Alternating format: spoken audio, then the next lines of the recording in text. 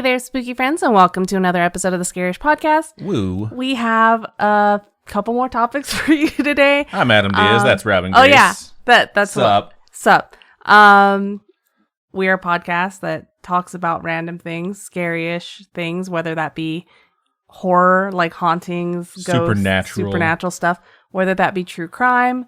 This week, I wanted to cover something a little bit more real, more tangible, not that murder and ghosts and hauntings, cryptids and things like that isn't, real or anything, far from it. But I just wanted to do something along the lines of things that we might have covered before, like Adam's episode of the Spanish flu.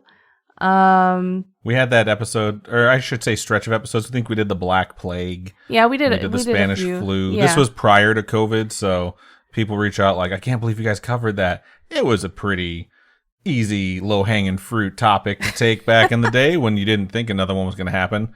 But yeah, there's still some stuff to cover. Obviously, Robin's doing a topic that's fairly terrifying in a scientific way. Yeah. So am I. Mine is like slightly scientific, slightly historical, not necessarily historical because it's still going to fuck you up. Robin, what are you covering this week? I'm going to, the title of my episode. You're so proud of this. Is Viruses on Ice. Cool. I am excited. I imagine there's just a bunch of characters that are very good on skates that represent different viruses. Yeah. I'm going to be covering lead poisoning, which might sound silly, but wait until you hear the fucking topic I got for you guys. All I'm right. very, very excited for this topic. So Yeah, Adam was just like, I got pages. I can see your page number. That is pages. Yeah. I saw a video a few months back. I mentioned this in October too. I was like, I saw this video and it introduced me to a bunch of information. And I fell down this Facebook hole and realized how fascinating of a topic and how horrific it was. And I was just like, oh, this is beautiful, scary-ish material. So I'm finally happy to be bringing it to you guys. But yeah, before we dive into it, Robin, what's up? How you been? Good. Busy. Cool. How'd your vocal cords? You recorded a bunch of scary-ish, spooky, spectacular, It was fun. special stuff on Monday night. I hope you, if you're new to this podcast and this is your first episode, we release periodically some, I guess, holiday special type thing. Always on Halloween. I don't think we've ever done a special besides Halloween. And we read The Fall of the House of Usher this year, and it was fun. It was a nice, cool reading. If you guys haven't listened to it, it's probably posted along with all these other podcast episodes. And definitely up there. I definitely checked. Yeah. So, yeah, we got some download numbers on it. That's cool. Not a lot of feedback. I guess that's a good sign. No news is good news, as they say. But yeah, outside of that, lots of work, man. Just work into the bone. Tomorrow we go to BlizzCon, so that's exciting. Yeah. We'll be at BlizzCon in 9 hours. Or today, Yeah, today technically, so I'm excited about that. We've met some spooky friends at BlizzCon before, so yeah. If you're going to be at the show and you want to check us out, feel free. You're just going to walk up and be like, hey, it's us. We're boring. And that'll be about it. That's what happened the last time. Yeah. So it'll cool. be a fun time, though. I'm really excited. I love Blizzard games, so it'll be a blast. That was so annoying. All right. So let's get into my topic. I'm going to go first. Okay. We've covered a lot of different things in the past. We've covered a lot of our biggest fears, lots of true crime. And, this week I did want to cover, something a little sciencey, something a little hands-on, right?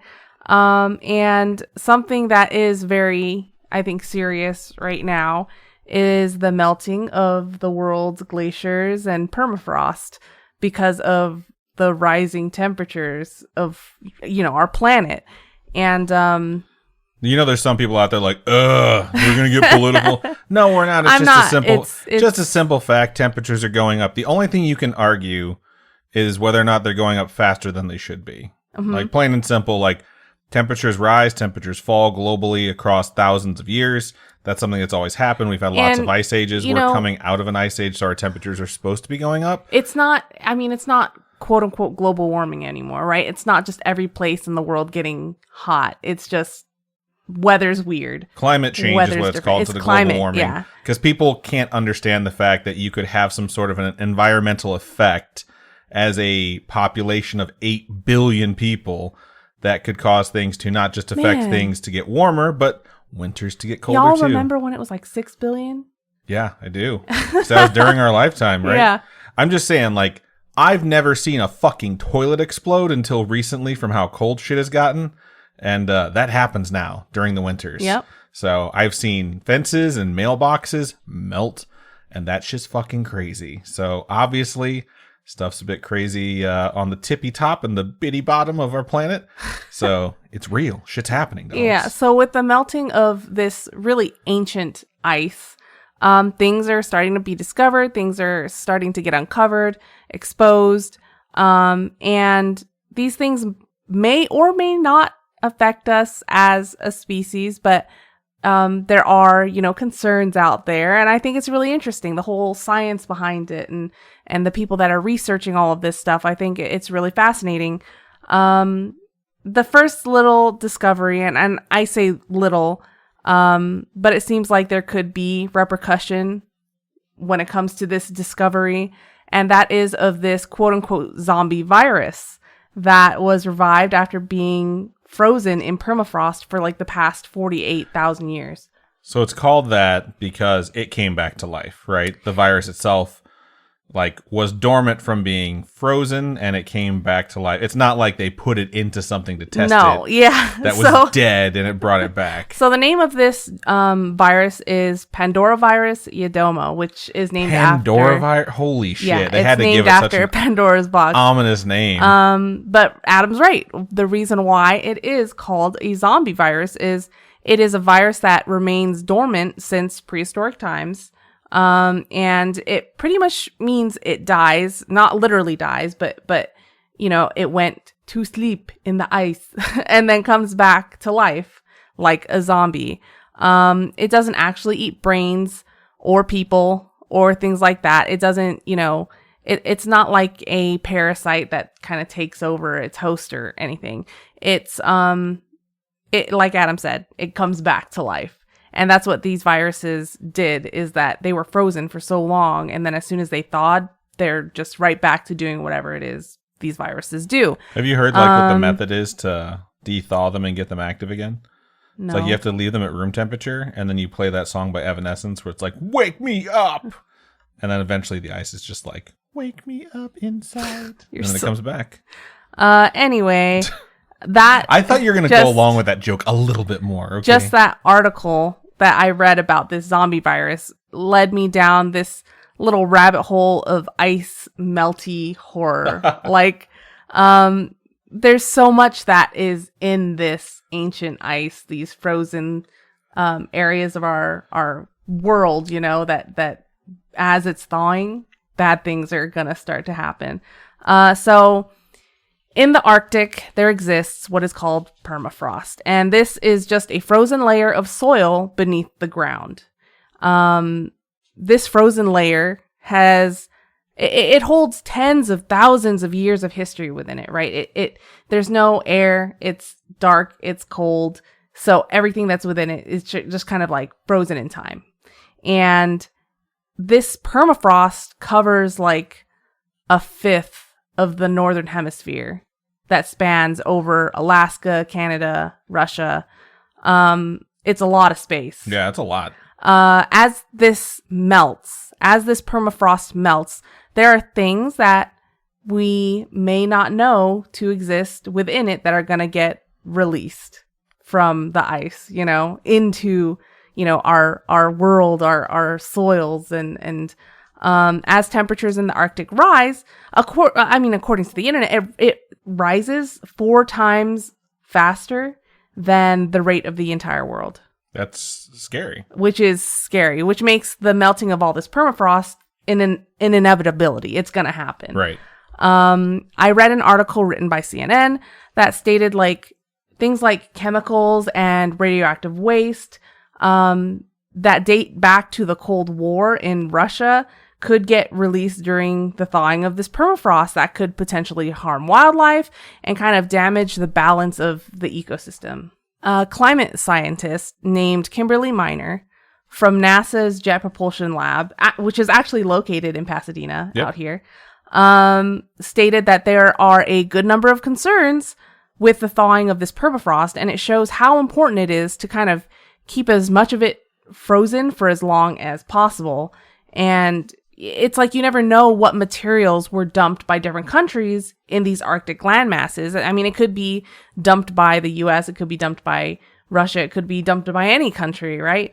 And you never know what chemicals that are left there. But aside from the unearthing of the occasional woolly rhino or other extinct creatures, a scientist... It's not woolly mammoth, it's woolly rhino? I don't know, there's rhinos... I in this article on CNN, they said woolly rhinos. Okay. But it's probably woolly mammoths. Like, do you think there's a woolly version of everything that's ever existed? I don't know, maybe. Maybe not turtles. I don't think there's woolly turtles. Woolly turtles would be fucking super cool. But one of the younger samples, like at 28,000 years old, was found in a woolly mammoth of one of these viruses. So, you can find anything in anywhere. I don't know if that's necessarily true. But the unearthing of these extinct creatures and these not even necessarily extinct, it doesn't have to be that old. There's things from like the 1940s and stuff that were left out there that are starting to get, picked up as things are melting.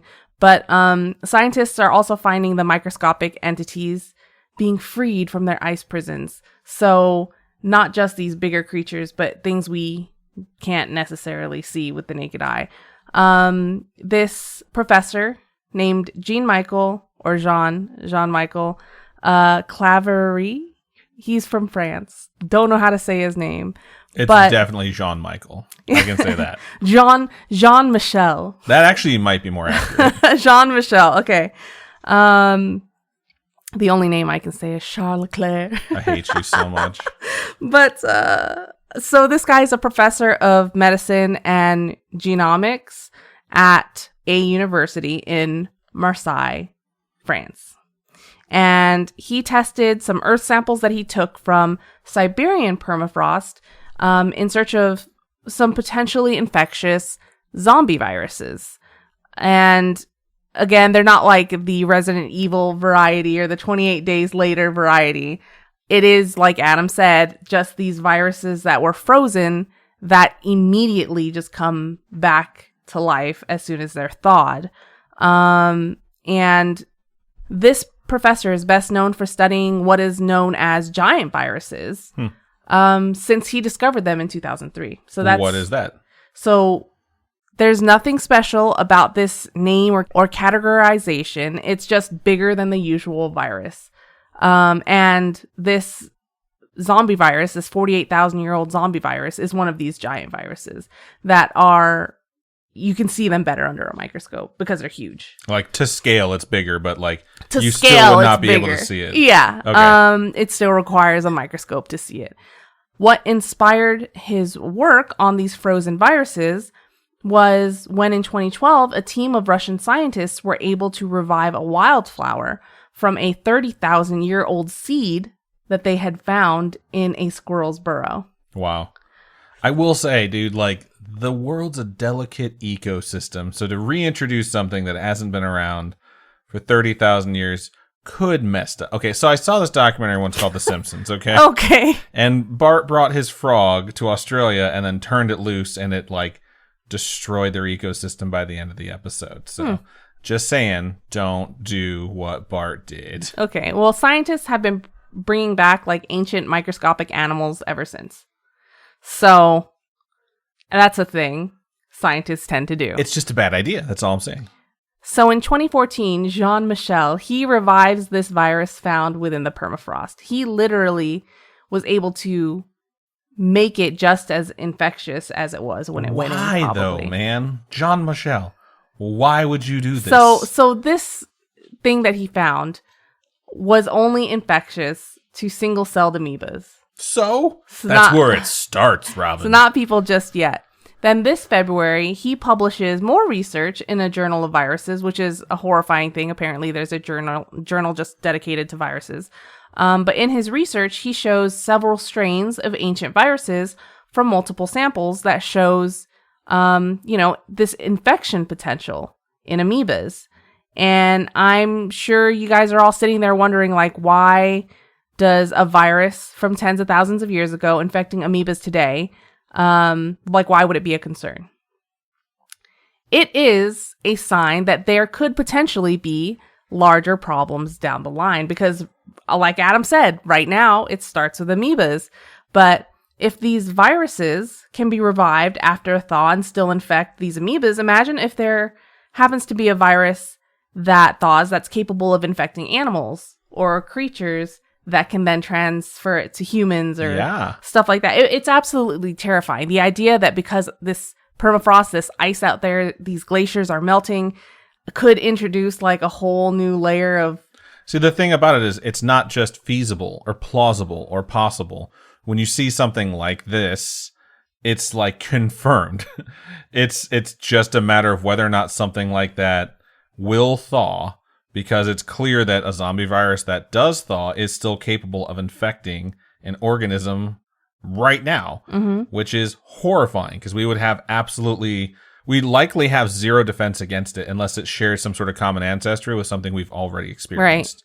So in 1990, I don't want to go back into lockdown, guys. Like, come on. I'm so fucking sick of my ears getting torn up from wearing masks. I was so relieved the other day going somewhere because I saw someone that was sick and they had a mask on. And I was like, I'm so glad I don't have to wear a mask right now because as much as I understand that they are necessary to prevent the spread of disease, they are so inconvenient. I'm just saying. Yeah. My ears were raw during COVID.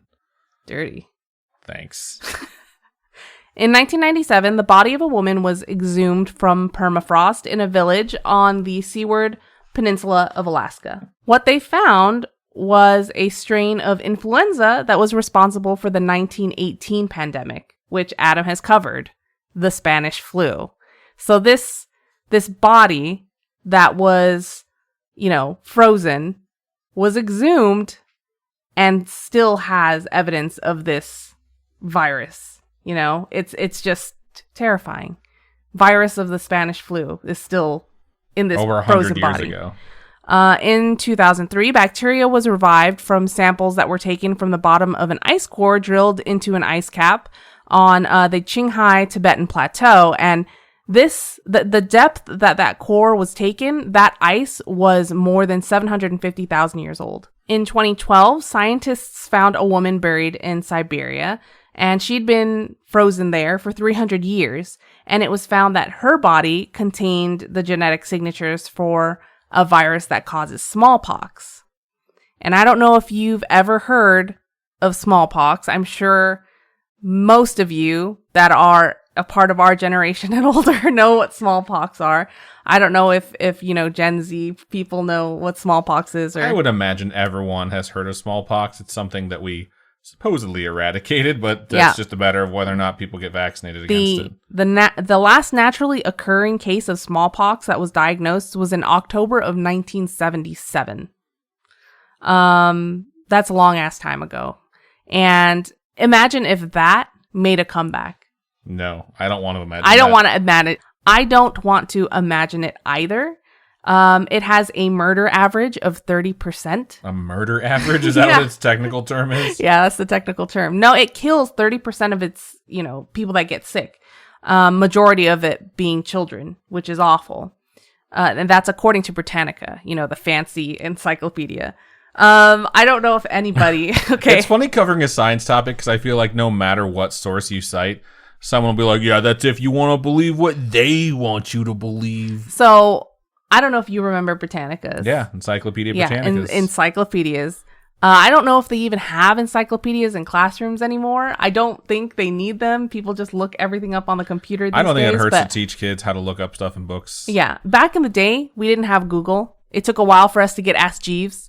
You know what I had? The fucking Dewey Decimal System. That's what I had. I remember in middle school and elementary school, we had encyclopedias. And you would have to go and look things up in the encyclopedia. And all you had was what that encyclopedia said. And you had better hope that your classroom had every letter of that encyclopedia collection. It was very important back in the day for the information that was printed to be as accurate as possible. Like you can hear people say history's written by the winners and things like that. Encyclopedia Britannica would publish things that were peer-reviewed and as confirmed as they possibly could be and historically accurate. Yeah. Nowadays, when you Google shit, you can find whatever answer that you want that aligns with your personal, your prejudice, or your political view versus actually just trying to find out a fact, which is unfortunate. Yeah. I mean, you couldn't just go. It's not like Wikipedia where you can go and just change whatever it says. It's so much fun to do sometimes, though. Like when they changed the goat bridge or whatever to say that it was Shane and Ryan's bridge. I've never seen that. That's funny. In 2016, there was an outbreak of anthrax that affected dozens of humans, including the death of a 12-year-old boy. And it apparently affected like a whole bunch of reindeer. Between July and August of that year. That's crazy. I wonder how Santa got his reindeer to be safe that whole time. I don't know. I'm probably all the ones that couldn't fly. This outbreak was attributed to further thawing of the permafrost due to hotter temperatures, hotter summers. So because the permafrost is thawing, there's these bodies underground, there's these animal carcasses underground, and they were saying that because of that, the anthrax kind of escaped into the air, I don't know, and released all the danger DNA. So these technical terms. I'm not a scientist, okay, guys? Like, I have a bachelor's of science, but it's not in that. That doesn't mean she's a scientist. Okay, so in 2021, a scientist thawed a tiny worm-like microbe called a Deloid rotifer, and that was frozen in Siberian ice for 24,000 years. And as soon as it was thawed, it was immediately able to eat and reproduce. That's fucked up. Which is absolutely horrifying. I mean, of all of this, I think the most horrifying part is that our lack of exposure and defenses against these ancient viruses and bacteria could be absolutely devastating the more this permafrost, these glaciers and things like that, the more that they thaw. It's just releasing all this ancient stuff that we're not prepared for. Our bodies are not ready. Okay.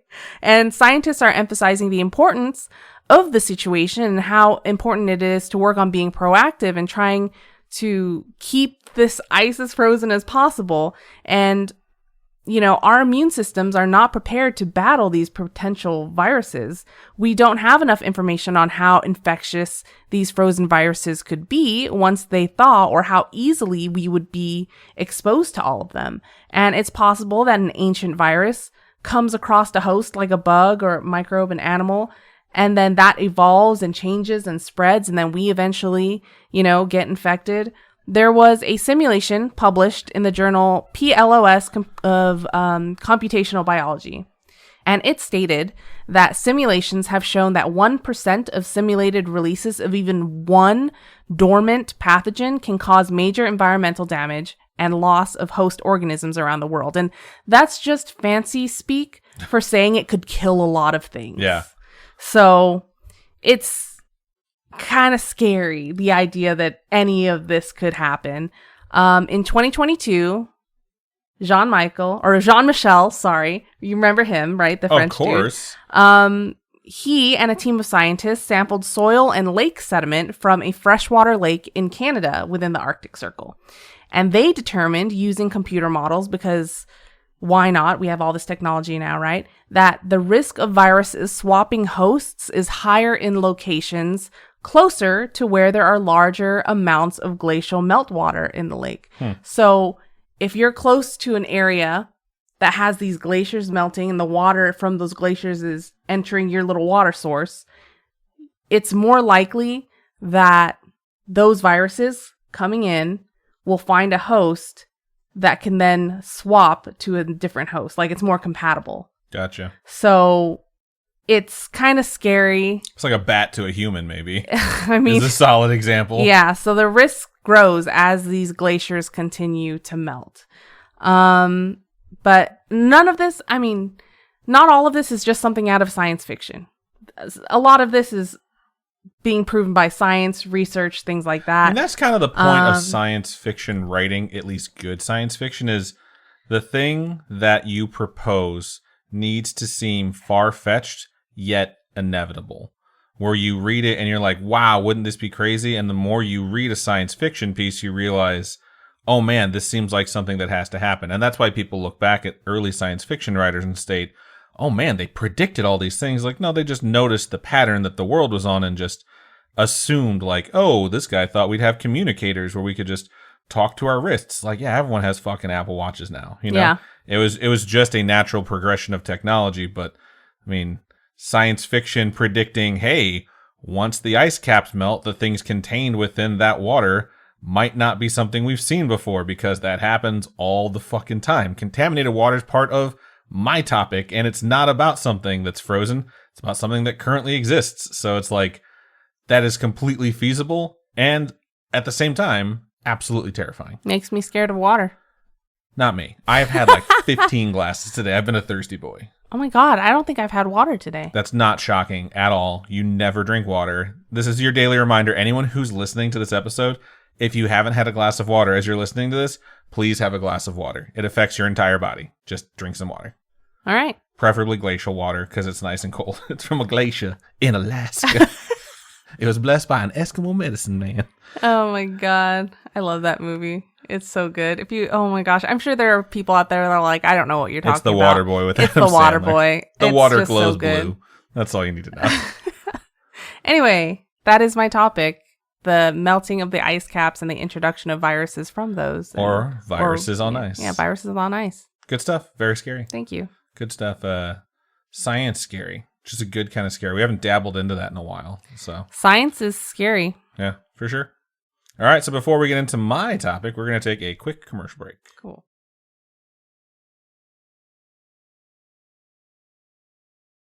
And we are back. All right, so before I get into my script and read my intro, I do want to point out that I have a tendency to not cover like conspiracy theories. I've mentioned that in the past because of how worked up people get. So, like, I just don't feel like covering something if I don't necessarily think it's going to end with me agreeing with it. Because if I don't agree with it, I get so much shit from people sometimes, and it's really annoying. And even if I cover it, and I can say, like, oh, this was actually just proved at this moment, people will send me messages like, oh, sheeple, unbelievable. It is kind of frightening that the place we're at in 2023 is so different than where we were at in 2017 when we launched the show, that me wanting to cover a topic that has science and history in it, I am concerned by covering my topic, and yours for that matter, the amount of pushback we may get from folks who are offended by facts and science. Well, then skip this episode. And it's just like, man, I can't believe we've come this far. And it reminds me of like the game Wolfenstein. I don't know if you guys remember Wolfenstein back in the days, like the late 80s, early 90s. Is it like werewolf Nazis? It was one of the first-person shooters where you got to fight monsters and Nazis. It was about like, the storyline was like how Hitler was experimenting on things. So you first see the Nazis, then you see the monsters that were like creations of the Nazis. It's all in like 8-bit graphics, so it's like terrible looking because it's so old. And then the IP got picked up by a newer game company, and they made a brand new one. And when they made it in like 2010, I think was when it first came out. I was confused. I was like, didn't Bethesda make a Wolfenstein? Yeah, okay. And it looks like, today graphics, it looks interesting. They have a bunch of interesting stuff in it. Still, your bad guys are Nazis and monsters. And then they made multiple ones. And they announced a new one, I think in 2016, 2017, maybe a little bit later. And they said, like, be prepared to kill Nazis again or something along those lines. Or like, be ready to fight the Nazi plague. And they got so much shit on Twitter for saying that, like, way to make your fucking video game political. And they literally replied to it and just stated, like, when this game first came out in the 90s and when we resurrected the franchise in the early 2000s, it wasn't a political statement to say Nazis are bad people. And they took a ton of shit. And then they posted that and they're like, we don't give a fuck. I'm at the stage now, 6 years into Scaryish, where it's like, I'm going to cover sciencey stuff that's scary. And if hearing about the way things are done through science upsets you, I don't fucking care. Like, if you're curious about it and interested, or you're like, I'm not sure how that happened, so it's kind of weird for me to trust something without understanding it, I fully encourage you to go learn, because that's what I do. And the more I learn, the more I'm like, this is absolutely fascinating. But if that same feeling of like, I'm not sure if I can trust this makes you feel like I'm going to go yell at someone who does trust this, like, go listen to another fucking show is the best way I can put it. I don't need that feedback. I don't need that hate in my life. I just don't. So that's my preamble.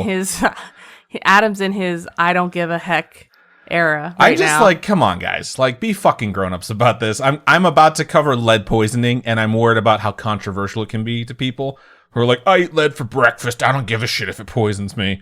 So, and I'm going to talk about science and doctors and how they discovered this stuff.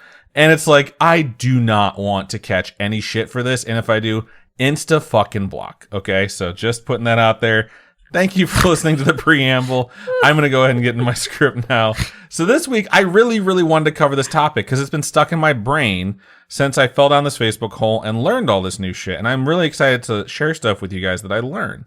I mentioned last month that I wanted to cover it, but I really felt like my October topics should be focused on like supernatural or spooky stuff. So that's what I did. And I'm going to cover things differently in November now because we're out of the spooky month, even though it's still, spooky season is 24/7 and Scaryish because this shit's scary. So I'm going to be covering the science scary side of things with lead poisoning. And I know you might be thinking, this is weird, but trust me, I'll do this well. I'm going to cover what is lead poisoning, what happens to you when you have it, and how horrific those symptoms and death can be. And then I'm going to go over some stuff like, how common it is and where you can get it from. And I'm going to talk about sort of where the scariest cases of lead poisoning came from, especially in the United States of America. All right. So strap in. I think strap I might. in. Yeah. Or strap on. Whatever you want to do. It's up to you. It's your November. I think I might actually wind up covering a few topics like this. I kind of want to do like a toxic November. So like, more like an anti-toxic November. So like step aside, no nut November. I'm breaking out toxic November. Like I think it's just way more fun. Like this doesn't mean you get to go out and be like super toxic to everyone you know this month. I think you shouldn't be that person at a Thanksgiving dinner. Maybe just be toxic back to the toxic folks like I was to start like my half of the show. Like be the like the hashtag for November for me is hashtag die mad bitch. So I encourage you guys to do that as well. Frick? And in the meantime, I'm going to go ahead and cover some stuff that's super toxic. I think it's really fun. Oh my God. Okay. So, here's the thing. Lead poisoning to me is interesting, and it's kind of funny because I remember it being a prominent joke growing up. Like, it was in tons of stuff.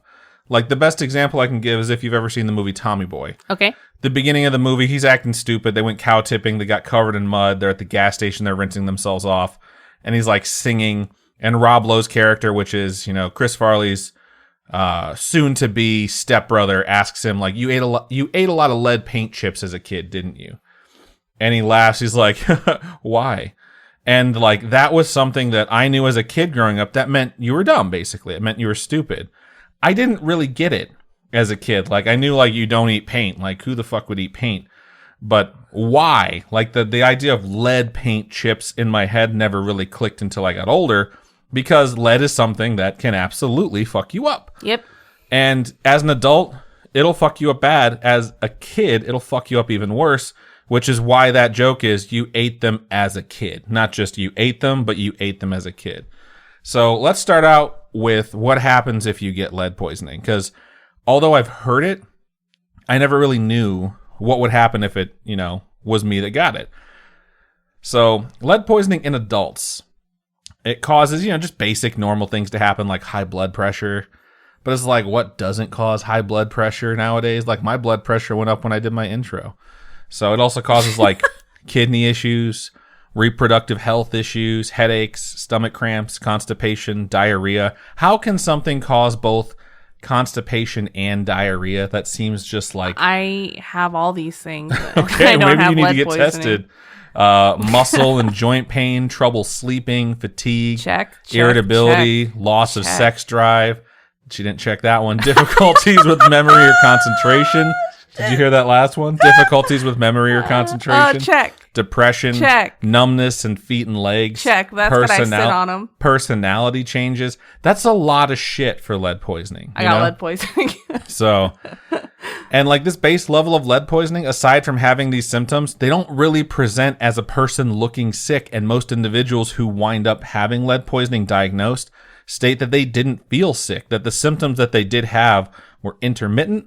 There didn't seem to be a trigger for them, or they were so chronic they thought it was just their fucking baseline. Like, yeah, I always have fatigue. I always have constipation or stomach cramps. I always have depression. And they say things like, oh, I thought it was just part of getting old. And the crazy part about it is because they have lead poisoning, yeah, that is part of their baseline. Because, in fact, oftentimes people have no clue that they have lead poisoning until one of these symptoms drives them to a doctor. So that is just what they've decided to live with. Like, everyone knows someone that says, like, oh, I don't go to doctors.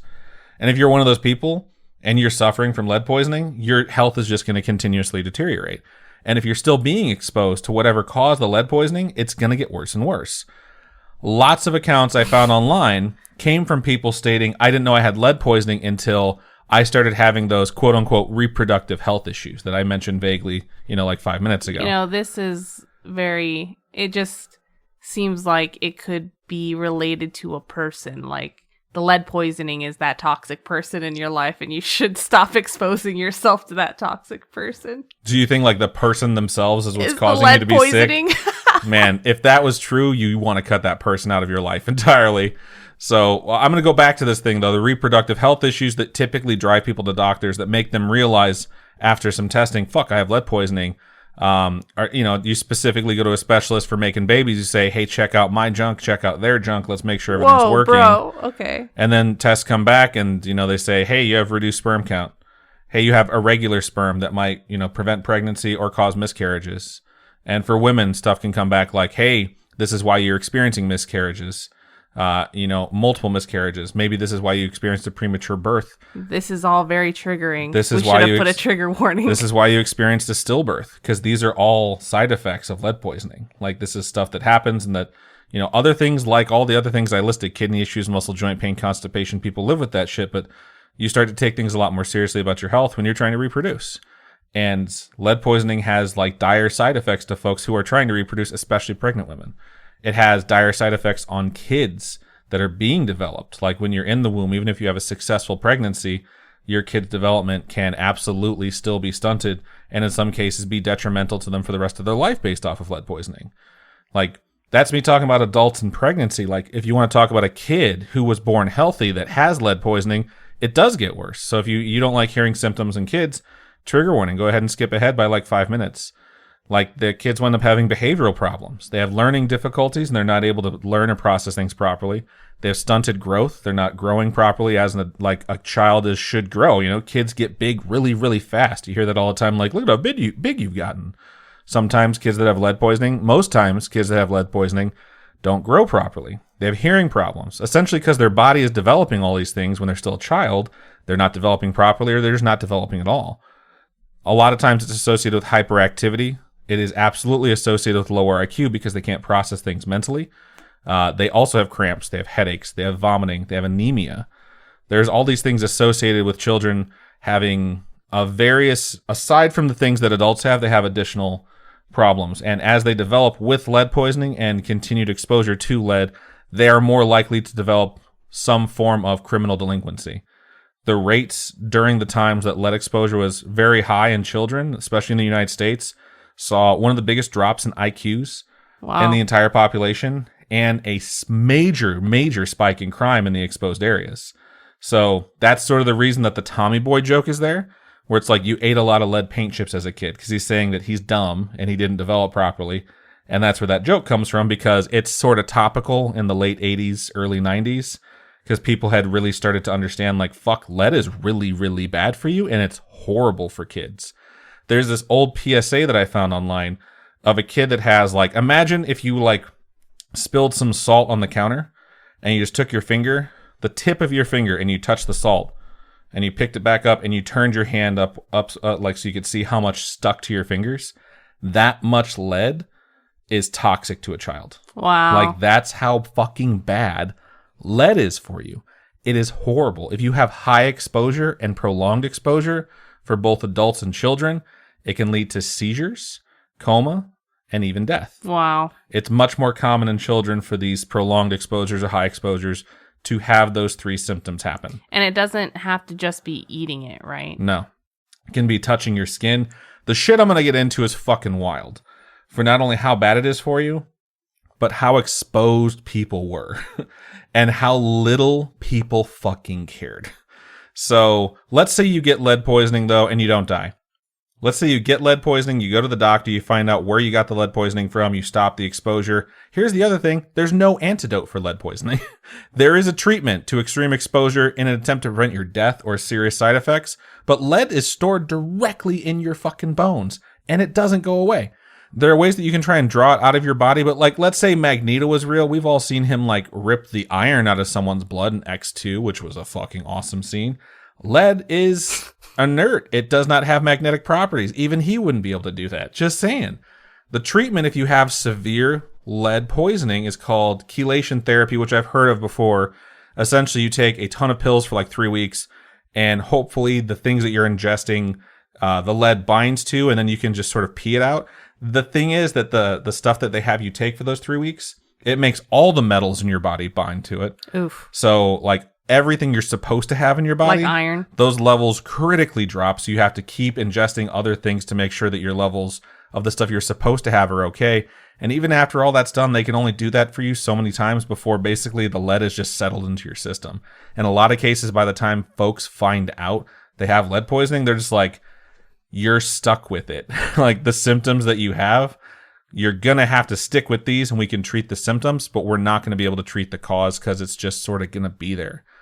So it's pretty horrifying to think that something you may not even know is affecting you could be something that's permanent. Yeah.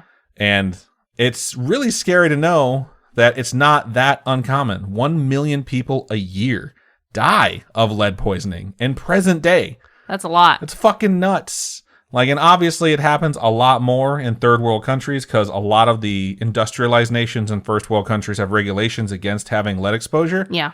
Some of them don't give a fuck. Some of them don't have regulations. So it's not just considered toxic. Like if you look up the classification for lead, it is a neurotoxin because it fucks with your brain chemistry so badly. Like your nervous system can be absolutely decimated by having too much lead in your body. And the worst part is, it's fucking everywhere. Tell me more. Lead is absolutely everywhere. Everyone is exposed to lead at some point or another every single day of their lives. And I'm going to cover present day ways you can be exposed later in the episode. But first, before we do that, now that I've thoroughly scared you into thinking like, oh my God, lead's going to kill me, let's talk about how fucked up things were a century ago and how we almost made an entire generation sterile and stupid permanently. Well, I mean, back in the day, lead was in everything, like paint. That's where it comes from. Like, did you eat a lot of fucking lead paint chips as a kid? Because paint had lead. Everything had lead. And that's what I'm going to get into now. Yeah, when buying furniture from that era or buying a house from that era, you always have to check the paint chips for lead. Yeah. If you have a relative that's like, oh my God, I'm so happy you just had a kid. Like, here's an antique toy. Tell them no. Because it almost certainly has fucking lead in it. And it's not, the crazy part is when I go through this, you're going to be like, man, this is crazy. This happened so long ago. By the time I'm done with it, you're going to realize how recently things were still fucked. And like, that's the worst part. I'm going to go from 1915 up until my lifetime with the stuff I'm about to tell you. All right. I was born in 1985, guys. This goes on for a very long time. All right. So this shit is mind blowing. It is straight up true crime. Like, it's true crime. There is absolutely like criminal activity, cover up, unjust death, and there's a lot of it. So at the turn of the century, we're going to go into like some history stuff now, some science stuff. So I'm going to try and make it fun. I'm going to try and make it informing. If anything, it is fucking shocking. All right, so here we go. Turn of the century. There's this guy around named Henry Ford. Maybe you've heard of him. Yeah. And he says, I want to invent something called the automobile. Do you think that's what he called it? Yeah. I mean, that's where the name comes from. Do you think someone else named it the automobile? I don't know. I feel like automobile is something like the Germans called cars. No. You know what the Germans call an ambulance? Krankenwagen. Oh, okay. Yeah, you're right. I mean, they might have named it automobile. Pretty sure it was Henry Ford. Anyways, we're going to keep moving along. So him inventing the automobile literally changed the trajectory of human history forever. It changes so much stuff for better or worse. Automobiles at, the time they're invented and for years after that would basically have something in them called an engine. Don't know if you've heard of that. All right. Back in the day, if you wanted to start your engine, you had to take a crank, go to the front of your car, stick it into this slot that would twist your engine, and you had to fucking crank that thing going. This all sounds very hot. Like, rah, rah, rah, rah, and you had to do it. Apparently someone died trying to crank their engine because it kicked on and the crank bar basically hit them and killed them. Okay. So everyone knew, like, this is not the best solution. This is a version 1.0. Because I think I've seen a video where you went to the front of your car. Yeah. Right? Yeah, you went to the front of your car, cranked your thing, took your little crank out of the front of the car and went back into your car. That is correct. That's how you used to start a car when they were first made. This dude named Charles Kettering in 1916 said, that's fucking stupid. It should just be a switch. He said that word for word. Word for word. He's like, it should be a switch. So he made a switch. And that's how the electric starter, which like cars still have today, was born. Wait, so when Henry Ford invented the car, he was like, crank it. Yeah. Soldier Boy. Yes, exactly. That's version 1.0. Okay. So Charles Kettering says we should have an electric starter. After that, people were like, God damn, Kettering, you're really smart. What else could you iterate on? What would you improve in a car? What are some of the issues that face automobiles in this day, 1916, that everyone thinks could be better? So one of the things that was the noisiest and most annoying part of driving an automobile is the engine, because there was this thing happening called knocking. And it sounds just like it does today, where your engine can knock sometimes and it means something's not right. Now, I know people tend to not give a shit about science, so I'll try and keep this brief. If you don't have an electric car, then you have almost certainly an internal combustion engine in your car, which is incredibly similar to the way they were back in the day too. The reason it's called internal combustion is because your car, inside it, is basically being propelled forward by explosions. And lots of them. The pistons in your engine create little tiny explosions that make you go fast. I'm gonna break it down for you guys. I'm gonna do it fairly quickly. All right. In your engine, there's this spot that has cylinders. Okay. In those cylinders are the pistons Robin just mentioned. And basically what happens is you have a small portion of your fuel that gets injected into the cylinder. When it gets injected into the cylinder, the piston is being lowered at that time, and then it comes back up. And now that there's like this gas in there, when the piston comes back up, it compresses that gas. Once the piston is near the top of the cylinder, your spark plug lights it, and there's an explosion, and that pushes the cylinder back down into its original spot. Once it's back down there, it comes back up again once the explosion is done, and as it comes back up, it pushes the exhaust that's there, left over from your explosions, like the smoke and shit, out of the piston, and as it comes back down after removing the smoke, the cylinder is then pumped up with your fuel again.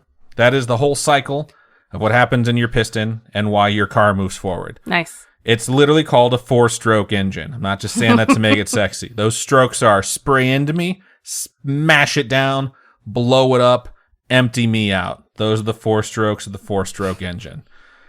That piston that's pumping up and down is attached to a crank that is turned with every stroke. Stop. And that crank has a shaft that if you follow its progression long enough is what is propelling your car forward. Where does the lead come in? The leg come in? Lead. The lead. Just wait. I'm getting to it. I'm telling you how the engine works. All right, cool. I'm glad you stuck with me. So why the fuck does this matter? I'm talking about lead poisoning. Well, because this invention creates a problem. It's fairly new to the world. The problem is we need to stop the knocking. The solution that they put in place for how do we stop the knocking basically almost kills humanity.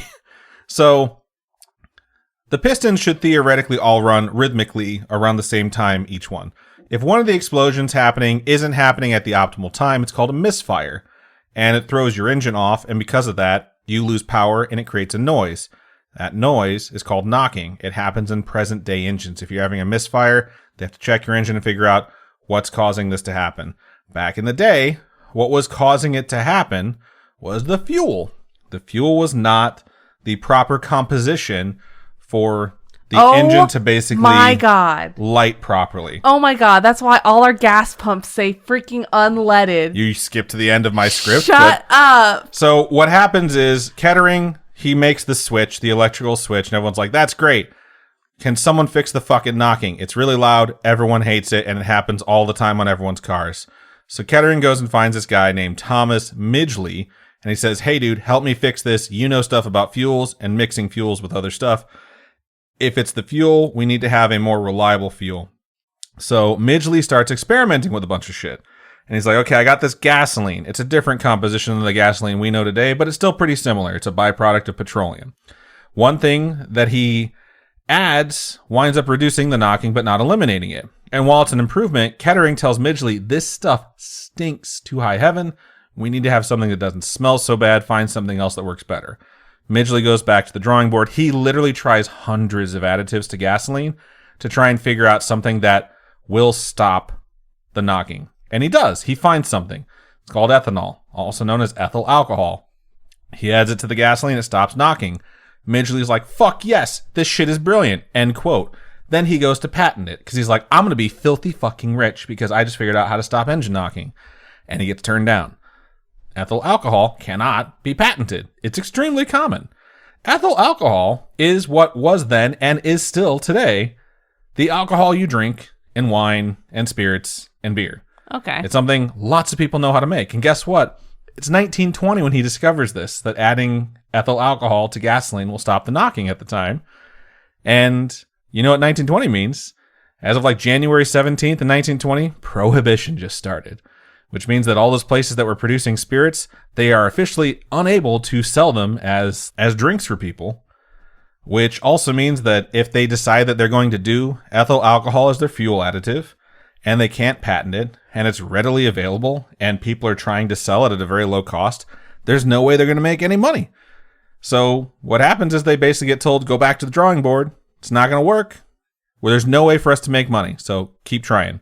Smidge is like, all right, let me try this. And he finds something else that prevents knocking, and that prevents knocking completely. That is called tetraethyl lead. It is cheap as fuck to produce. It increases the speed of the engines and the fuel economy. So all of a sudden you're getting better miles per gallon. And best of all, because it's not something that's as commonly produced, they are able to patent it. Did they do miles back then, or was it kilometers? I don't think we ever did kilometers, okay. But I'm not sure about that. And it's irrelevant to this topic. The point is they found this stuff that they can patent that seems to be great, and they can make fuck tons of money off of it. And they tell the world, General Motors snatches them up. They're like, cool, you're working with us now. We have this new miracle fuel. It's going to make your cars even better. And best of all, it's completely safe. And Midgley winds up the vice president of this place called the Ethyl Corporation, where he can take this tetraethyl lead and add it to gasoline. It's actually a joint company, part owned by GM, part owned by Standard Oil, which would then go on to be called Exxon. And they've never fucked anything up before, have they? So they make the fuel of the future. So I'm sure everything's going to work out just fine, right? He becomes the vice president in 1922. You know what else happens in 1922? There's a guy that's born named Claire Cameron Patterson. It's a different guy, and this is where we're going to sort of shift the narrative here. Claire Cameron Patterson is born around the same time all this shit's popping off. He's a smart kid. By the time he's 21, he has a bachelor's degree in chemistry. He gets a master's in molecular spectroscopy. And while he's finishing up his master's degree, some random mystery person shows up and says, hey, kid, you want to see something cool? Wow. What does he show him? He says, hell yeah, I do. The mystery person takes him to some labs and says, I hear you're really good with an infrared spectroscope. And Claire Cameron says, some would say, I'm the best. That's a different movie. Mystery person says, with that big old tool, do you think you could tell some rocks apart? And Claire Cameron says, fuck yeah. And the mystery person says, what about some rare rocks? And Claire Cameron says, even better. And he bites his lower lip and says, what do you have in mind?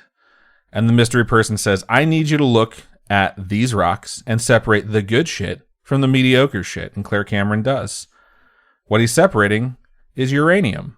What? He is separating uranium-238, which is significantly more commonly found, from uranium-235, which is exceedingly rare and exceedingly more potent. So he says, why am I doing this? And the mystery person says, don't fucking ask questions, just do it. So he does. They move him. I think he's in Iowa when this goes on. They move him to the University of Chicago. Okay. He enrolls in a program so that he can become a doctor, or a doctorate. I think it's a PhD and not technically an MD. And he starts working on what is known as the Manhattan Project. Fast forward a few years later, he's done a great job of figuring out where they can source uranium-235, sends all of his stuff to Los Alamos, I think is what it was called. And then America drops 2 bombs to horrific effect, and World War II is over. And Claire Cameron is absolutely fucking horrified that his work is directly resulting in the creation of the atomic bomb and the new era that the world now lives in under constant threat of basic human extinction. And he decides he needs to find a new gig. And his supervisor at University of Chicago says, "Hey kid, you want to help me with something?" And Claire Cameron says, "Fuck, what now?" And his supervisor, a guy named Harrison Brown, says, "You can use uranium to date things, right? Because back in the early 1900s when the spectrometer was being developed, it basically can take something and say this is what it's composed of. And uranium can be used to date things based off of how much lead is part of uranium." Okay. Because uranium breaks down naturally from something that's radioactive to something that's not. When it finally breaks down, a small portion of it becomes lead. Eventually, once it's broken down completely, the entire thing is lead. Once you know how fast it happens, then you know how to date things. And that's going to be like the half-life thing. That's where half-life comes from. It's so that everyone knows what the measure is for how fast something breaks down into lead. So Claire eventually says, "Yeah, why?" And Harrison says, "I have been planning on figuring out how old something is, and I think you may be the only person who's smart enough to help me do it." Claire Cameron says, "What are you dating?" And Harrison tells him, "The Earth." So the project that this is 100% true. This is not bullshit aside from the dialogue. So the project that Claire Cameron winds up being involved in is the scientific community's long-standing hope that they can somehow figure out how old planet Earth is. Well, how do you do that when all the rocks on Earth are like different ages? Well, they're all made up of something different, and the spectrometer can tell you what they're made up of, but you have to have a very specific sample, and you have to have a tool that is properly calibrated that tells you how old something is. So if you're wondering, like Robin was, how the fuck do you date the Earth? The shorter answer is cut it in half and count the rings. Shut up. But if you can't build an axe big enough, you have to use the rocks. So this is where I'm fascinated by the science. Uranium breaks down and becomes lead. A lot of other shit does too. One of the things that also breaks down and becomes lead is called zircon. Most people have heard of zircon. It breaks down into lead significantly faster. So you take something like zircon and other materials, elements that break down into lead once they decay, and you use your spectrometer to make sure it's calibrated. So once you already know, because these things at this point have been documented and people know how fast it goes, and if your tool is working properly and you can measure it and say, okay, I'm reading this correctly, it shows that it's breaking down in the proper time, now let's go and find some really old fucking rocks.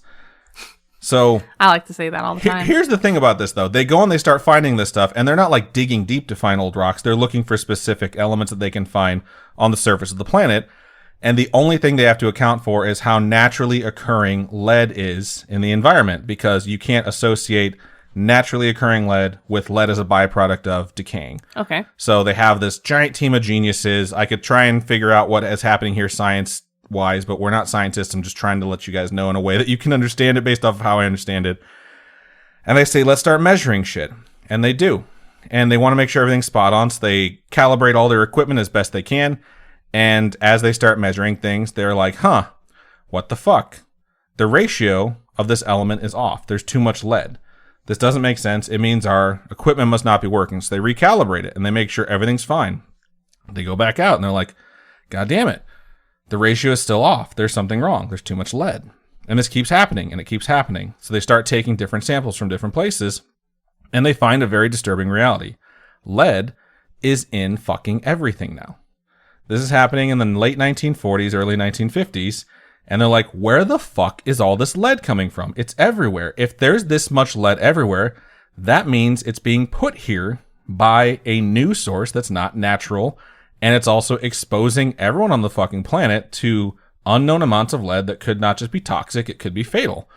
So he decides that he's going to start figuring out where the fuck this is coming from, because at this time, like Robin mentioned, lead is in fucking everything. Yeah. It's in the pipes. Mm-hmm. It's in all the paint. Lead pipes, yep. It's in the glass. It's in the utensils you eat with. It's in the tin cans your food is stored in. It's in the toys your kids play with. And most importantly, it's in 90% of all the gasoline on the fucking planet that's being churned out of all the cars driving around everywhere on the globe. And by 1950-ish, that's a fuck ton. So he decides, well, to understand the level of contamination we're talking about here, he's also the person that invented the first clean room. What? Yeah, he's the guy who's like, okay, cool. If we're going to have samples that don't have lead exposure, we need to have stuff that's like never been exposed to the surface of the earth. We need to transport them in a way where they're not exposed to the air once we get them, and we need to take them into a place that has been scrubbed completely clean. And that's where the clean room comes from, is this dude and all of his experiments. Okay. He travels all over the fucking world. He takes samples from the tops of mountains. He takes samples from the ice of the Arctic and the Antarctic, so he goes to the top and bottom of the planet. He takes water samples from the tops of the oceans. He takes water samples from the tops of the oceans and then has an instrument that they clean underwater and then deploy as far down as they possibly can to collect a water sample from water that's not at the top of the ocean to see if there's a difference. And they find a place where they can go to where they can reach the bottom of the ocean floor. So obviously not like the deepest part of the planet, but the deepest part that they're able to reach. And they collect soil samples from the bottom of most of the oceans as well. They take bone samples from Peruvian and Egyptian mummies, which are in two completely different parts of the world. And they start comparing those samples with bone samples from people of the 1940s and the 1950s. When he is done testing those samples, he is able to determine beyond the shadow of a doubt there is 600 times more lead in the bones of people that have died 10 years ago from those that have died a few thousand years ago, which is horrific considering lead is one of the most toxic things a human being can have in their body. Yeah. He is then able to determine the amount of lead in the surface of the planet, and the atmosphere is over 1,000 times higher than the natural levels that it should be at. What? That is how much fucking lead has been churned out into the atmosphere that has settled onto the surface of the planet. Wow. It is worse in certain spots. Obviously, the further north and the further south you go, where there's less human exposure and less automobiles, it's not as bad. Realistically, if something's in the atmosphere, it gets carried by the global winds pretty much everywhere. I mean, the fact that it stays in our bones after it's, within us is horrifying. The craziest thing is that this guy, his entire career, has studied rocks, and he has dealt with, decay rates and half-lives that measure things in tens of thousands or hundreds of thousands or millions or billions of years, Yeah. And he finds that there is something that has changed in the world that has basically happened in his lifetime. Literally, he was born the same year that lead started officially being churned into all this gasoline. What the heck? So he's finding samples from 1890, 1900s, where he's like, Bro. Things weren't incredibly toxic then, and there's only one thing it points to, which is the fact that there's lead in gas, and the byproduct of the gasoline being burned is spewing lead everywhere. At this time, though, people are not really convinced that lead is poisonous because they've been told by the people putting lead into everything it's not. He winds up releasing his findings while he's still trying to date the Earth. He lets everyone know there's something seriously wrong with this. Lead is definitely going to be poisonous to your system in these amounts. He is then publicly ridiculed because the auto industry and the oil industry make sure that they churn out mountains of media about how he's a crackpot and lead is completely safe to the human body. At this point, Midgley, the dude who created leaded gasoline, he's fucking dead. Wow. He's already dead. And I'm going to tell you more about him now. So back in 1922 when Claire Cameron was born, Midgley privately told chairman of his own brand new company that lead is absolutely poisonous. 100%. It's a rumor. It's never been confirmed. What is confirmed is that a different chairman of a different oil company, DuPont, who also adopted the fuel, privately stated in a released document that fuel was, quote, a colorless liquid of sweetish odor, very poisonous if absorbed through the skin, resulting in lead poisoning almost immediately, end quote. They would then go on to state there's no such thing as lead poisoning. Lead is not harmful to your body. What? And they knew it was poisonous as fuck. They lied to the entire world knowing the scale at which they were about to poison the atmosphere. The first factory they opened to start mixing the lead mixture into the gasoline, they had nearly 100 workers in the first year either hallucinate, go insane, or fucking drop dead. Because the press picked up and they're like, what is happening in your factories? Midgley decided that he wanted to hold a press conference. He scheduled it for 6 months after all this stuff happening because at the time it happened, he was in the fucking hospital for lead poisoning. Oh my God. He gets out. He takes the lead mixture that he has. He rubs it on his hands at a press conference. He holds his hands up to his face like that chick Does he pass out? from SNL, and he sniffs in the fumes for 60 seconds. He doesn't pass out, and he says, that's proof it's not poisonous. Whatever happened with those workers was a result of their own failure to follow safety protocols. Blames the workers for it. Absolutely fucking knows that lead is poisonous. lying to fucking everyone, continues to lie about it his entire life. In 1940, he gets fucking polio. He gets polio. He is paralyzed. Despite being rich as fuck, there's no treatment for polio yet. It is one of the most awful diseases that has ever existed. Thank God for Jonas Salk. That dude's a fucking national hero. He's an international hero. He's a world hero. Because he gave out the vaccine for free. Because he fucking cured it. He gave out the vaccine for free. Didn't bother charging anyone for it because he just wanted to make sure that the world was cured of polio.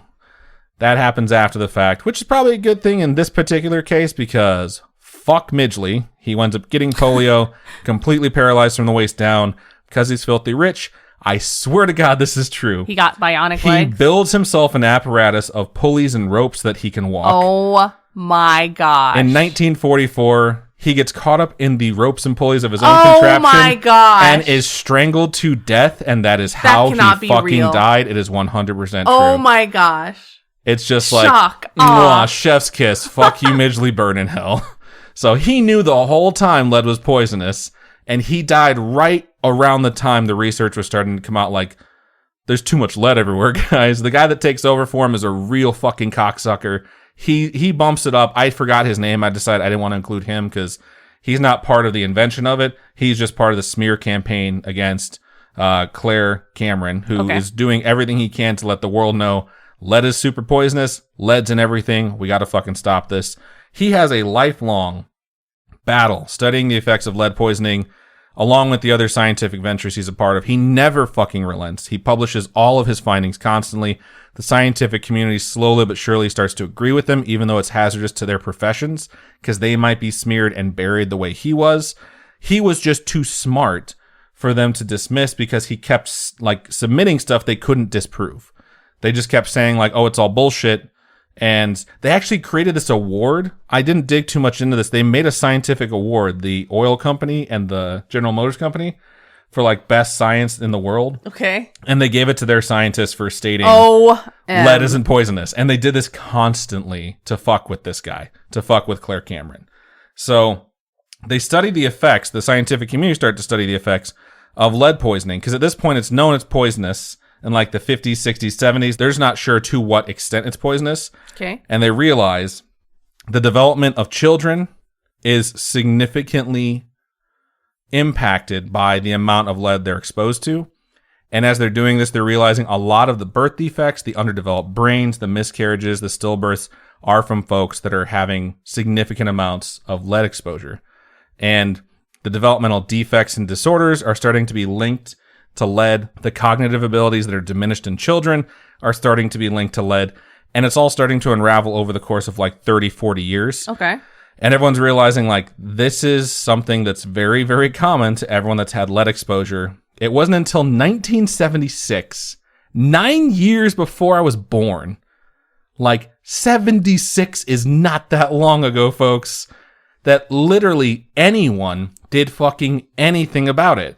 That was the Environmental Protection Agency who listed as a precaution there should be less lead in gas. In the 80s, Claire Cameron's work has been just driven down the throats of the oil and the auto industries so much, and so many scientists have backed him, that it winds up becoming just sort of this national topic in the United States where people are he's fucking right. And everyone just decides he is fucking right. And these assholes have been lying to us this whole fucking time. So 1986, I was 1 year old when this shit happened. 1986, 40 fucking years after they knew this was happening. Imagine how many cars kept churning out fucking lead into the environment. Yeah. They decide, hey, no more fucking lead in gas. The existing supply is allowed to be sold, which means that until December 31st, 1995, when I was 10 years old, Robin was 6. There was still leaded gas being sold in the United States. And there was still more. That explains my brain capacity being so low. They decided then, they're no more, fuck this. Everyone knows how bad lead is for you now. Starting on January 1st, 1996, lead was finally removed from gasoline. It was illegal to sell it in the United States of America. Claire Cameron died of an asthma attack 3 weeks before that ban went into effect. He was 73 years old when he died. Fuel is way more efficient to make now, by the way, without adding fucking lead into it. And although the byproducts are still super terrible for the environment, it's nothing nearly as bad as it had been with all the fucking lead byproduct being churned out. As of October 2011, when people are doing a review of the impact Claire Cameron's work had on the world, it's estimated that the elimination of lead from gasoline has resulted in 1.2 million fewer deaths of infants. Wow. A higher overall intelligence in the industrialized nations of the world, that's 120 nations, 58 million fewer crimes, and $2.4 trillion more annually injected into the global economy because of the lack of lead being produced and put into gasoline. All right. It's fucking nuts. So, are we safe from lead thanks to Claire Cameron? No. No. It is still everywhere. Nearly every industry has turned their world upside down to make sure they're compliant with the amount of lead exposure you have, but you still have it, and it's still present. So, you know how we call our pencil lead? Is it because we used to write with lead? Yep. Wow. You write with graphite now. It's graphite now. Have you ever licked the tip of your pencil? Oh, yeah. Tons of times. Yeah. I accidentally stabbed myself with my pencil once. What? I set my arm down and my pencil was hanging in this weird thing in my book bag. Uh-huh. And it just stuck in my arm. I was like, oh my God, I need to go to the nurse right now. I was fine. So it's still in things like toys and paint and pipes, but not everywhere, and it's not affecting everyone. So let's just break down, now that I've gone through this whole thing of telling you how poisonous lead is and how exposed people were in this country for 70 fucking years with no regard for the safety or the repercussions based off the fact that the oil company and the auto industries are some of the biggest fucking scumbags on the planet. So nowadays, where can you be exposed to lead where it would significantly fuck you up? Well, this is one of the craziest ones. Dirt. There is still significant amounts of lead in different sites all around the world. The amount of lead that was churned out into the atmosphere for those 60 to 70 years has had an effect. And in certain areas that had significantly more exposures, like those around the auto industry or the places where they used to fucking brew the lead into the gas, the dirt itself is toxic. Areas near older roads that were incredibly busy that had a ton of runoff still have contaminated groundwater. Older factory sites that had tons of lead in them, older playground equipment, all that shit absolutely still has lead in it. Toys and jewelry, older toys especially, antiques, antique jewelry. Toys from other countries with no regulations. Kids get lead poisoning now more than any other group like they did before. And a lot of people are like, well, they put everything in their mouths. If you get something that's a toy that's old, eventually it's going to wind up in your kid's mouth. That's direct lead exposure. Yeah. Adults still get it in a lot of places, especially I think the most common place adults get it. Actually, the second most common place adults get it is the workplace, because there's still things they have to do with lead. There's still exposure. They're monitored very closely. I think there's this there's a chart that lets you know how much can be in someone's bloodstream, and if it's over that limit twice, they'll shut down your job site. What? But it doesn't change the fact that if you don't get tested often enough, you can have consistent exposure. So work is one place you can still get lead exposure. Home remedies. This is one of the things that's very popular to get lead poisoning from all over the world. Some cases in the United States, if you're shipping stuff over, there's a bunch of these different powders and shit that are usually red or orange, like Azarcon, Greta, Pelua, Gazarod, Baligali, Condu. These are all things that treat rash, fever, tummy ache, indigestion. It's used a lot for kids. The powders, once they're ground up from whatever their source is, are so exposed that in some cases when they measure the contamination level, it's near 100%. Wow. It is one of the leading causes in third world countries of how people get lead poisoning is Shut up. These home remedies where it's oh, this will make you feel better. And it's basically you're just serving them something that's 100% a neurotoxin. Same deal with cheap cosmetics. A lot of countries overseas that have their own private cosmetic companies use a bunch of shit that's going to cause you to have lead exposure. Homemade pottery, especially shit covered in glaze. Most ceramic glazes have high concentrations of lead. Okay. And so those fucking chug and squeeze places that you can go to where you can drink a bottle of wine and make a pot. Mm-hmm. If you're going to have it covered in fucking ceramic glaze and they're buying the cheap shit, it's very, very possible you could have some form of lead exposure. That's happened often. And of course, the most common delivery method nowadays of lead poisoning, I don't think it's going to shock anyone, water. The number one place that you can get lead poisoning from nowadays is drinking water. Not just in the United States, but pretty much the entire world. The infrastructure of the world to deliver water was built primarily before 1989, which means it was almost certainly made with lead pipes. as they deteriorate, which is happening frequently and often, they're poisoning the water they're carrying, not just adding some lead into them. Like, just by passing through as they deteriorate through the erosion of water. You just collect lead. Like, you're just collecting lead. Like, this is a great way I can put it. Everyone at this point, I think, that listens to this podcast probably heard about a place called Flint, Michigan. It's a place where their water was so poisonous you weren't even fucking allowed to drink it. Like, in the U.S., 15 parts per billion is the absolute most lead you can have in water before it's toxic. In Flint, Michigan, for close to a decade, they had well over 100 parts per billion. Wow. In some cases, close to 400, depending on what part of the area that you were measuring. That you were having town halls in like 2014, 2015, where people are just bringing in jugs of water that was brown or orange. And they're like, this is the shit we're supposed to drink and bathe in. Like, everyone knew the pipes were deteriorating because they weren't installed properly. Nothing was being done. The local government had voted for them multiple times to not fix the problem. And they knew it was a problem. They knew it was poison that these people were being fed and drinking. And only when someone started saying, like, hey, why are we having massive levels of fucking lead exposure again?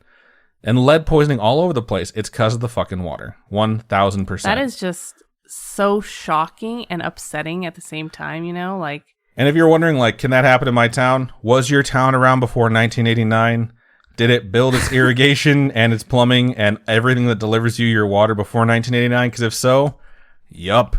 Wow. Unless they have already put into practice a plan to get rid of all the lead pipes that were part of your infrastructure. Splurge for them copper pipes. It won't. It's not just a might happen. It fucking straight up will happen. And like, I think the 4 most populated cities in the United States are New York, Chicago, LA, and Jacksonville. I think Jacksonville's 4th or 5th. Wow, shocking. Every one of those has lead pipes. Every fucking one of them. Bro. I think the top 50 cities in the United States population-wise, 49 of them have lead pipes. One of them is technically considered to not have it because they're slowly replacing it. I don't remember which city that is. So, it's everywhere. Yeah, that sounds like it's everywhere. Just hearing that, like, I never want to drink from a tap again. You know? Like, fucking ever. I mean, you don't anyway. I would much... I don't at all. Adam does not. He will only drink filtered water. I go get the 5-gallon jugs and I drink the filtered water. You get the 5-gallon drugs? I get the 5-gallon drugs. That's good for me. And I'm happy I do it. I'm not going to stop doing it. So this topic absolutely fascinates me because it's like, it's just one of those things where it's incredibly poisonous. And the people that are in charge of making sure you're okay are the people that are fucking poisoning you. And it's horrifying. And I just want to say, like, it's crazy to think that there's a guy out there who existed in my lifetime named Claire Cameron Patterson, who literally worked his ass off his whole life to save the fucking world. And barely anyone talks about him. Yeah, I've never heard of him before. He's a fucking hero. No one talks about him unless it's about the age of the earth. Because at one point during this battle with corporations that were trying to destroy his life, and he was trying to prevent the poisoning of the world and its people, he realized, he just had an epiphany, like, I could probably date the planet if I had a rock sample that was extremely old and a rock that wasn't from the planet. And he went down to Meteor Crater, Arizona. He obtained fragments of the meteorite that struck there, and with his bunches of tests that I cannot explain to you, he determined planet Earth to be 4.550 billion years old. How do you even? You have to be a genius. And scientists have tried so many times to replicate his experiment or run brand new ones with cutting-edge technology to see if they could come up with a different number, and every fucking time they run their experiments, they get the number 4.550 billion years. I'm impressed. He's the dude who dated the planet. If you don't believe it, I don't know what the fuck to tell you, folks. Like, there's science that's beyond me and my comprehension that I could probably learn if I sat down and exposed myself to it significantly.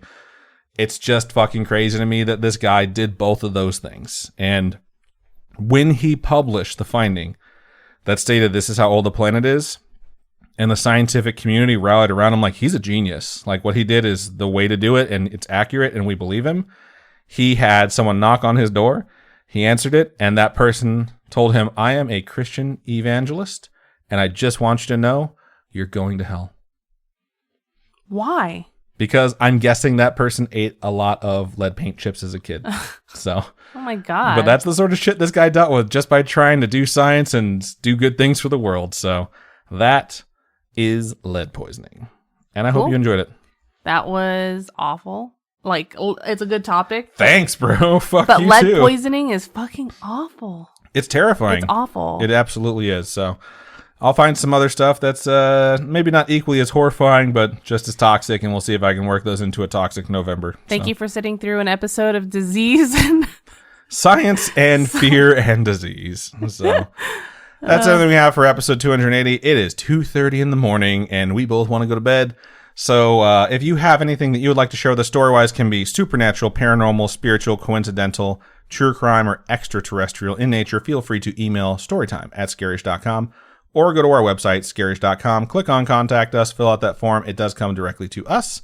If you want to hit us up on social media, Facebook is facebook.com/scarishpodcast. Twitter is @scarishpod, and Instagram is @scarishpodcast. Robin, for folks who would like to donate to us, how can they do so? You can go to patreon.com/scarishpodcast. Those are monthly donations with tiers starting at $1. It is the winter season now, and so I'm going to be starting to package up some rewards here for our Badge of Honor tier and above. And if you're not into the monthly donation type thing, you can also go to Ko-fi, ko-fi.com/scarishpodcast, and those are one-time donations. Right on. That's everything we got. So thank you so much for everyone who listened. We appreciate you. And Robin, go ahead and sign us out. Keep on creeping on. We'll talk to you guys later. Bye-bye.